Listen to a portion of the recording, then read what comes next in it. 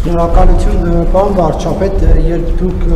հայտարարում եք, որ ձեր որդիական խոնարհումն եք հայտնում այդ ցանկը ստորագրած հոգևորականներին, ցանկին ծանոթ եք, այնտեղ օրինակ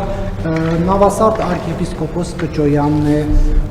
Առաքել arczepiskopos Քարամյանը, Վազգեն Միրզախանյանը եւ այլ հոգևորականներ, դուք տեղյակ եք նրանց մասին, օրինակ ինչ հրապարակումներ կան մամուլում, նույն Նավասարդ Կճոյանի հետ կապված այդ բենթլիների օֆշորային պատմությունը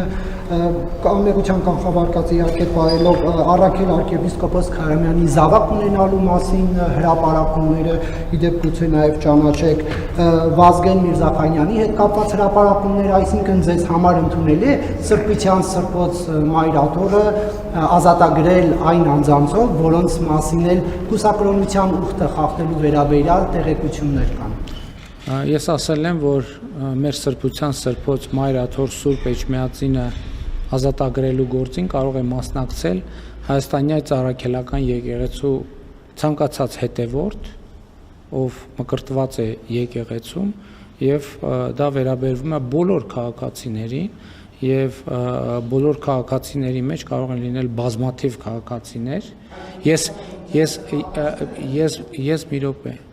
Եվ ես շատ կարևոր եմ համարում, որ այդ թվում ես բոլոր քաղաքացիների անձնական գործերը չեմ ստուգում, ինչ վերաբերվում է ձեր ասածին, ես առաջ եմ քաշել այն օրակարգը, որը վերաբերվում է Հայաստանյա Ծառաքելական Սուրբ Եկեղեցու բարենորոգմանը, եւ մենք պետք է գնանք այդ բարենորոգման ճանապարհով։ Որևէ հարց հնարավոր չէ լուծել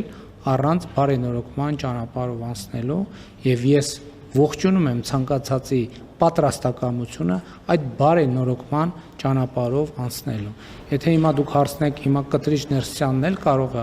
մասնակցել այդ բարենորոգմանը, ես կարծում եմ, որ ինքը իր մասնակցության բոլոր շանսերը սպառել է, եւ նա պետք է ուղղակի ազատի մեր Սրբության Սրբոց Մայրաթոր Սուրբ Էջմիածինը։ Ես ձեր հարցին պատասխանեցի, ես ասացի արդեն, որ բարենորոգման Հայաստանյա Ծառաքելական Սուրբ Եկեղեցու նորոգման օրակարգն է դրված սեղանին եւ այդ նորոգման օրակարգը պետք է իրականացվի եւ ես ողջունում եմ բոլոր այն մարդկանց, ովքեր պատրաստ են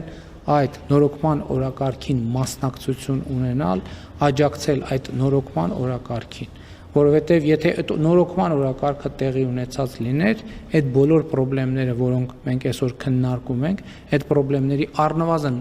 մեծ մասը տեղի չէր ունենա, գոյություն չէր ունենա։